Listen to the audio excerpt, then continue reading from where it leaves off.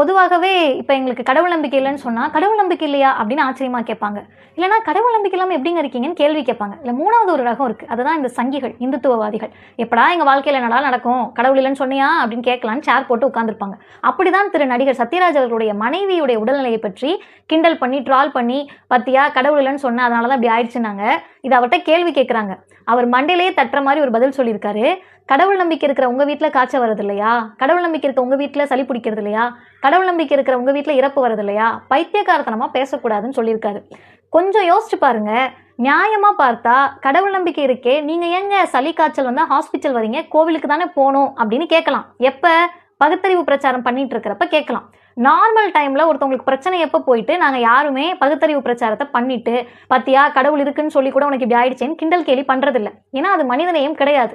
ஆனால் இந்த சங்கிகள், இந்துத்துவவாதிகள் 24 மணி நேரமும் மனிதநேயத்துக்கு எதெல்லாம்